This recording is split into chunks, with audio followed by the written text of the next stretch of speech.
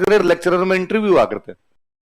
अब college lecturer के होते हैं जैसे, पहले फर्स्ट ग्रेड लेक्चरर में इंटरव्यू हुआ करते। हमारे एक साथी फर्स्ट ग्रेड का इंटरव्यू देने के लिए गए, वेल इंटेलिजेंट, सब्जेक्ट का पेपर बहुत खतरनाक हो रखा, बहुत अच्छा हो रखा उनके सब्जेक्ट वाला पेपर, और हमें लगता था यार ये बंदा तो टॉप करेगा।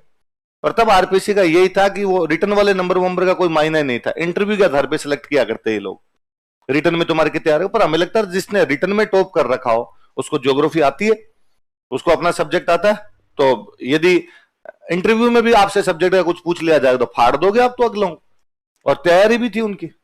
अच्छा, इंटरव्यू देने के लिए गए। आरपीएससी में अपने एक भला काम है, आरपीएससी में जब आप इंटरव्यू देने जाते हो तब आरपीएससी के पास आपका नाम और रोल नंबर दोनों नहीं होते, ना तो उनको आपका नाम पता होता है ना उनको आपका रोल नंबर। उनके पास में केवल आपकी 3 जानकारियां होती है, 10th कहां से की, 12th कहां से की, ग्रेजुएशन कहां से की। कौन कौन सी 3 जानकारियां? 10th, 12th और इसके आगे यदि आपने आगे पढ़ रखा है, कुछ हायर एजुकेशन कर रखी है और आपने उसमें दिखा रखा है तो वो है, और आप जिस जॉब के अंदर हो वो जॉब है।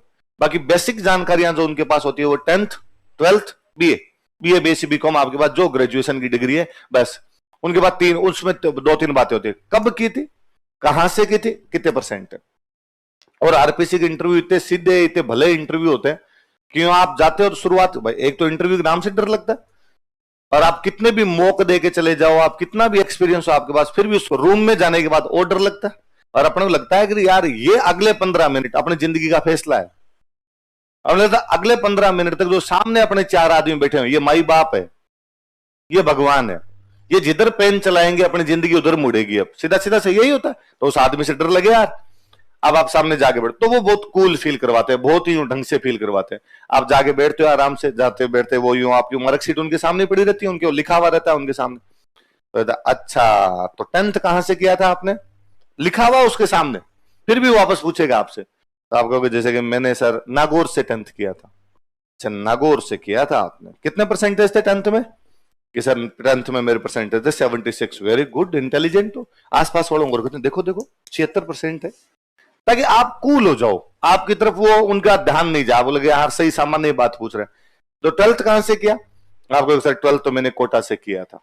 अच्छा, कोटा क्यों चले गए, नागौर से कोटा? तो आपको सर धूड़ खाई थी बीच में, किसी ने कहा था तू डॉक्टर भी बन सकता है, तो मैं पीएमटी की तैयारी करने, आईआईटी की तैयारी करने उधर चला गया था। अच्छा, पर इस साल तो तुम्हारे परसेंटेज 53 है, 53% आए थे तुम्हारी, या गलत लिख दिया? नहीं जी सर मेरे 53% ही थे। क्यों? फिर आप कोई बहाना बनाते हो कि सर वो आर्ट्स से पहले, मैं आर्ट्स में रुचि थी मेरी, 10th के बाद आर्ट्स लेना चाहता था, पर मैंने साइंस ले ली, साइंस बाद में पल्ले पड़ी नहीं, इसलिए नंबर कम है। भाई ये तो आप क्यों कहोगे मैंने मोबाइल चलाया वहां, मैंने पढ़ाई की नहीं थी वहां पे। जो भी आपके रीजन होते हैं, या सर मैं बीमार हो गया था, या मेरे घर के अंदर कोई बीमार हो गया था, सर बीच में आना पड़ गया था, मेरे पानी नहीं जचा था, पीजी का खाना नहीं जचा, इसलिए मेरे परसेंटेज कम आए।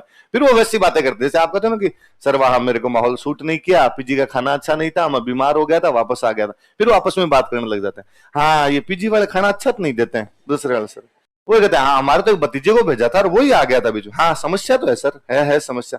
अच्छा पीजी तो अच्छा चल जाए सर, कितनी कमाई हो जाए, आपकी तरफ ध्यान ही नहीं, ताकि आपकी हार्ट बीट सही हो।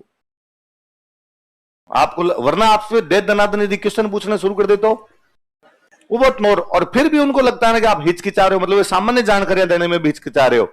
नाम वगैरह पूछेंगे नहीं, पूछते ही नहीं वो नाम क्या है आपका, वो बस वो 10th 12th वाली उन्हीं के ऊपर रहते हैं। फिर भी उनको लगता है कि आप हिचकिचा रहे हो, तो फिर वो नॉर्मल वैसे लो, लीजिए पानी पानी ले लो। आपको कहना होता है सर थैंक यू, पानी वानी पी के आया। कई बार तो ये होता है कि सुबह 9 बजे वाला इंटरव्यू है और वो इंटरव्यू लेने बैठे आपका पहला नंबर ही था, इतने में उनके लिए चाय आई, तो आपको भी पूछते हैं चाय चाय चाय लीजिए आप, तो कहना होता है नहीं सर थैंक यू। ये नहीं आप करोगे बिस्किट और मंगा दो ना, थोड़ा मामला सेट हो जाए सर, है ना। तो बहुत इजी तरीके से वो एकदम वैसे से सवाल पूछते रहते हैं आपसे। तो मेरे वाले दोस्त गए तो उनसे ये पूछा कि 10th कहां से किया, तो उनका बूंदी। 12th कहां से किया कि बूंदी।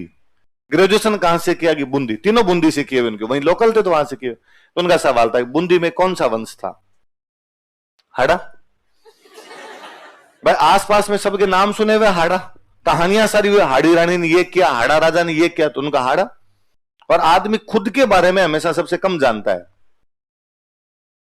है ना। ये एक नॉर्मल सा तथ्य है। आप अपने बारे में सबसे कम ही जानते हो, अपने राज्य, अपने शहर के बारे में, अपने गांव के बारे में कम जानेंगे। हम दूसरी चीजों के बारे में फिर भी पढ़ लेंगे, क्योंकि अपने वाले को अपने वैसे लेके चलते हैं, टेकन फॉर ग्रांटेड। ये तो आता ही, इसमें तो क्या ही कोई पूछेगा। चेयरमैन सर का बोर्ड था, मैं भूल गया चेयरमैन कौन थे उन दिनों में, पर चेयरमैन सर का बोर्ड था। तो उन्होंने जैसे ही कहा कि बूंदी, तो उन्होंने वापस, बूंदी में कौन सा वंश था, तो उनका हाड़ा। तो उन्होंने वापस कहा कि no gentleman, take your time, आराम से जवाब दो यार, इतनी जल्दबाजी क्यों है आपको, बताओ, वापस बताओ, बूंदी में कौन सा वंश था। वापस मुस्कुरा कहा कि हाड़ा। क्योंकि यहाँ मॉक इंटरव्यू वगैरह लेते हैं, उनमें एक बात यह भी सिखाई भी होती है कि कई बार आरपीसी आपका कॉन्फिडेंस चेक करती है, और आपसे पूछा कि भाई प्रधानमंत्री कौन है, और आपने कहा नरेंद्र मोदी, उसने कहा अच्छा पक्का, तो अपने लगता है डाउटफुल मैटर, आपको नहीं सर योगी योगी योगी योगी। तो कई बार ऐसे भी करते हैं, तो बंदे को लगा रहे कॉन्फिडेंस चेक कर रहे हैं फालतू में मेरा, उनका नहीं जी सर, बूंदी में हाड़ा वंश का शासन था। इस बार चेयरमैन थोड़े गंभीर वे, उन्होंने वापस कहा कि नहीं, पहले क्वेश्चन का जवाब गलत क्यों देना चाहते हो, सही जवाब दो, वापस सुनो इस बात को। मैं पूछ रहा हूं बूंदी में कौन सा वंश था। अब की बार बंदा और सीरियस हुआ, और बंदे को लगा बूंदी का मैं हूं, तू थोड़ी है, वो मैं जानता हूं ना। कहा जी सर, मैं बूंदी का हूं और मुझे अच्छे तरीके से पता है बूंदी में हाड़ा वंश का। इस बार चेयरमैन ने कहा कि अच्छा ये क्या तरीका, मैं कह रहा हूं गलत है, फिर गलत है ना, और सवाल ही नहीं पूछे दूसरे सदस्यों का, तुम पूछो। और मूड ही ऑफ हुआ उस बंदे, भाई मैंने 3 बार कहा गलत है, तो या तो ये स्वीकार कर ले गलत है, मुझे नहीं आता, या जो सही जवाब है वो दे मेरे को, सवाल नहीं पूछो। फेल कर दिया। फेल का मतलब बहुत मिनिमम नंबर दिए कि भाई आप वहां से सिलेक्ट ही नहीं हो सकते। वो एक क्वेश्चन खराब करके गया आपको। यहां से 2 सीख मिलती है। एक तो ये कि हाड़ा नाम का कोई भी वंश, ये तो नॉर्मल सी है, तो अपने वैसे ही सीख लेंगे। दूसरी ये कि जब आपसे क्वेश्चन पूछा जाए और आपको लग रहा है कि अगले का मूड अपसेट हो रहा है, फटाफट सॉरी बोली जाए, कोई फर्क नहीं पड़ता। जब हम यहां मॉक इंटरव्यू लेते हैं तब सिखाते हैं कि 10 क्वेश्चन पूछे किसी बंदे ने आपसे, हाँ इंटरव्यू में, और 10 के 10 जवाब सॉरी है। सॉरी सर मतलब नहीं आ रहा, sorry sir, sorry sir, sorry sir, इसका मतलब इंटरव्यू खराब नहीं है, ठीक ही गया, कोई बात नहीं। पर यदि आप उलझते हो, अड़ते हो, इसका मतलब इंटरव्यू खराब है। ये इंटरव्यू लेने वाला बंदा भी जानता है कि ऑन द स्पॉट किसी भी 10 मिनट में किसी भी आदमी को सारे सवाल नहीं आ सकते। हो सकता है मैं आप में से किसी को खड़ा करूं और नॉर्मल नॉर्मल 10 सवाल पूछूं तो भी नहीं आए। हो सकता है आप खड़े हो, मेरे से 10 सवाल पूछ लो और मेरे को नहीं आए। किसी भी एक आदमी को उसी टाइम में सारे के सारे सवालों के जवाब आने जरूरी। 10 पूछे, आपने 7 बार भी सॉरी कहा, 3 के भी जवाब दे दिए, सॉरी ये दर्शाता है कि आप में हम्बलनेस है। वो ये चीज दर्शाती है कि आप सीखना चाहते हो। अब सॉरी का मतलब है सर मुझे नहीं आ रहा लेकिन मैं इसको सीख लूं। या वैसे जवाब दे दो कि सर अब याद नहीं आ रहा है मुझे, मैंने पढ़ा था सर कहीं पे लेकिन अब एग्जैक्टली दिमाग में क्लिक नहीं कर रहा है, आप बता दीजिए सर बूंदी में जहां तक मेरे जानकारी में हाड़ा वंश था। अगला बता देगा आपको कि नहीं मुझे लगता है जेंटलमैन हाड़ा नहीं था, चौहान। जी सर आप कर रहे हो तो वहां पर कौन सा वंश था। मुझे एक ऐसा दूसरा इंटरव्यू का बात याद, हमारे एक सीनियर थे वहां 2008 में 8वीं रैंक थी उनकी, महेंद्र प्रताप सिंह, वहां फोटो लगी हुई होगी। वो बताते थे हमें क्लास में कि इंटरव्यू में पूछा कि राजस्थान में टंगस्टन कहां निकलता है, उनका डेगाना।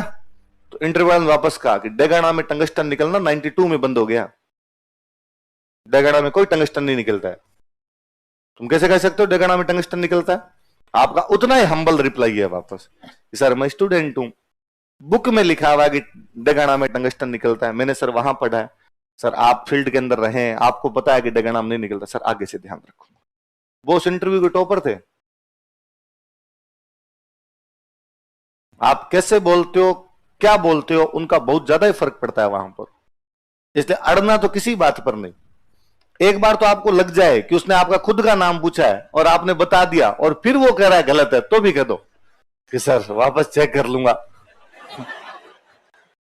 आप जब इतना फोर्सफुली कह रहे हो तो हो सकता है सर मैं भूल गया हूं, समय के इस पॉइंट पे आगे दिमाग थोड़ा चक्री खा गया हो मेरा, और सर आपके सामने घबरा रहा हूं इसलिए नाम गलत निकल रहा है। आप कह रहे हो सर मैं दोबारा दूसरा नाम सोच लूंगा मेरा। क्यों लड़ाई करनी उस 15 मिनट में, उस आदमी से अपने क्यों लड़ाई करनी। उस टाइम तो वो है, वो ही है अपने सामने। तो बूंदी में कौन सा वंश है, कौन सा है, कभी आड़ा नहीं बताओगे? और यदि 2 दिन बाद बता दिया तो क्या सजा दी जाए बाद में? जो जो बताया। कई बार तो क्या, मैं थोड़े दिन बाद में पूछता हूं तो बच्चों यहां तक आता है, हाँ फिर सॉरी सर सॉरी, धूड़ खाई, वापस चौहान है। तो ध्यान रखना आगे। तो बूंदी में कौन सा वंश था? चौहान। और इंटरव्यू का ध्यान रखना आपने, देने जाओ तभी अड़ना नहीं होता किसी बात पे।